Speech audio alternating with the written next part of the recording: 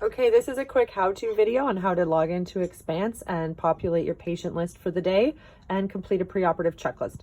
So when you log in, your main screen should look something very similar to this with your icons on the left showing what you have access to. We're going to always select Surgery Tracker here.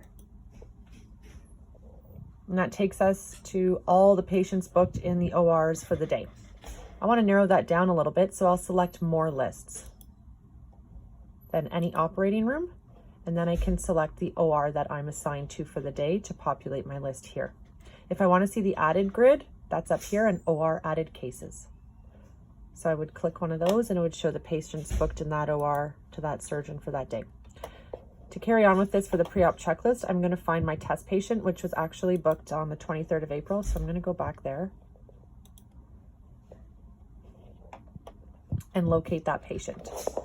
In the meantime, I do want to highlight something over here on the left column under station and status. It will show you where your patients are sitting at in the system. So these patients have all been discharged. They had surgery a week and a half ago, but these guys are still here in phase 2 of recovery. So that means that they're in the day surgery area. They've already completed recovery in the PACU and they're in day surge. PACU would be listed as phase 1 recovery.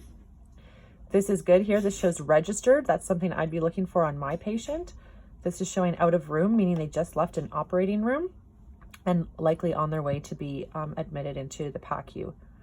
So this is the patient I want to highlight today. It's my HSN practice for OR1. They're registered. That's good to know. I'm going to click in the white space outside of the name. It's going to highlight their chart to green. I'm going to go up here to document. Click the drop down. I'm going to go to intraoperative. That's where all the OR nurses should go. Everything you need at least to do an OR chart and a pre-op checklist is going to be an intraoperative. So it jumps you right into your main OR record, but before that I want to do a pre-op checklist. So I'm going to go to work list here. It's going to show some work list items. Your pre-op checklist is down here. You can select that. I'm going to scroll over. It's an extra long scroll over because it's a test patient and it's been accessed many times. I hope so. I know there's a way to delete those. So I'm going to click the pre-op checklist. I'm going to select now and I'll go to document. But if this wasn't here because this patient perhaps is an added patient or they bypassed day surgery, I'm going to have to add a pre-op checklist. So I would have clicked on work list, and that's what I'm in, is my work list items. You go over here to add. In the search bar, you type in pre-op. And it will show the pre-op checklist. It's grayed out right now because it's already added to my work list, but I would select that and hit OK.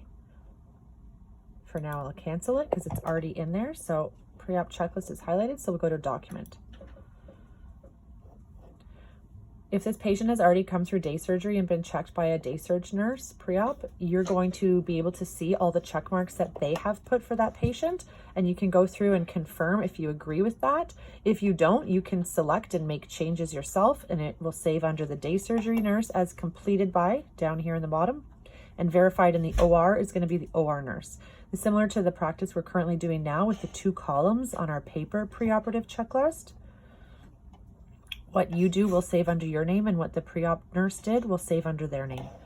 So we will go up here then and we'll click save and exit, but I'm going to hit cancel, and this takes us back to here. Then I want to jump into my OR chart, so I'm going to select intraoperative. That takes me right into my OR record.